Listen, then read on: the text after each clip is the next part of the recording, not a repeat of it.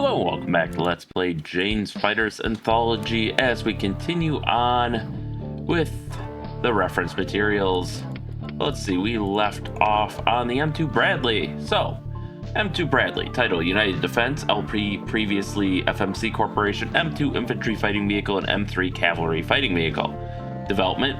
In April 1972, the U.S. Army issued a request for proposals for a new MICV. A number of companies submitted proposals to meet this requirement, and 3 companies were shortlisted: Chrysler Corporation, FMC Corporation, and Pacific Car and Foundry.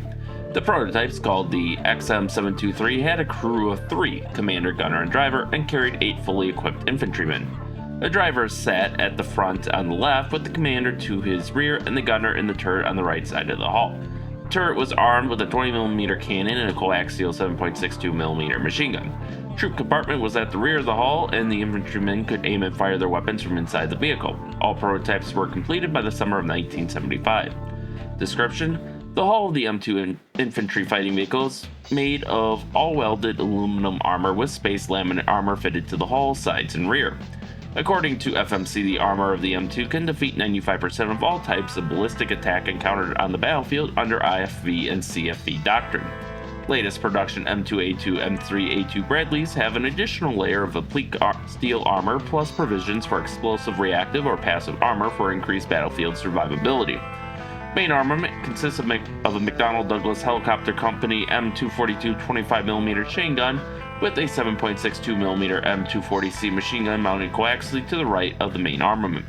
25mm cannon has dual feed rate capability, and the gunner can select single shots, 100 or 200 rounds per minute rate of fire.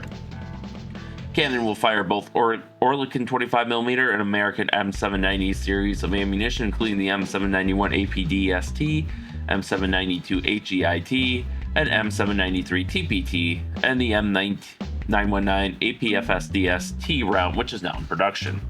Which, by the way, that is armor-piercing discarding Sabo Tracer, high explosive incendiary tracer, I believe. TPT, is that training practice, maybe? I don't know. That one I'm actually unfamiliar with. But then M919 is going to be armor piercing, fin stabilized, discarding Sabo Tracer. Specifications: M2 data in square brackets relate to M3 were different. Crew of 3 plus 6, or 3 plus 2 for the M3. Combat weight: 22,590 kilograms or 22,443 kilograms for the M3. Unloaded weight: 19,005 kilograms or 18,824 kilograms for the M3. Max speed: road 66 kilometers per hour or water 7.2 kilometers per hour. Engine: Cummins VTA 903T turbocharged 8-cylinder diesel developing 500 horsepower at 2,600 RPM.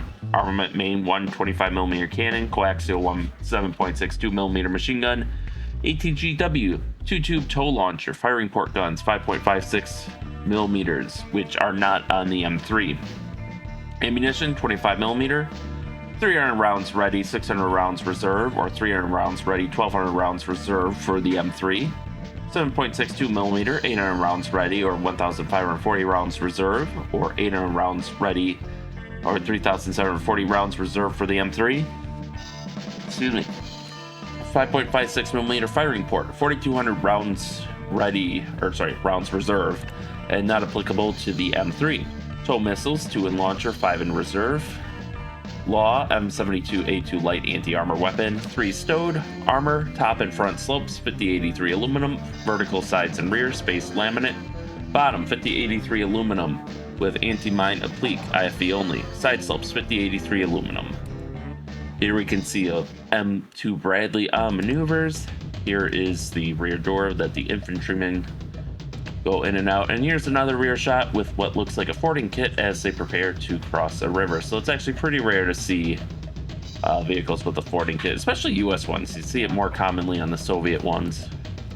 And our 3D model is about what you would expect. No tow launcher, and they kind of modeled the doors.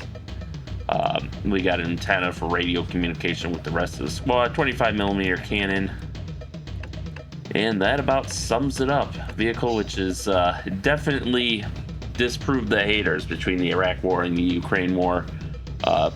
going toe-to-toe with Soviet armor and Russian armor and winning in most cases, as far as what's out there, what I've seen out there.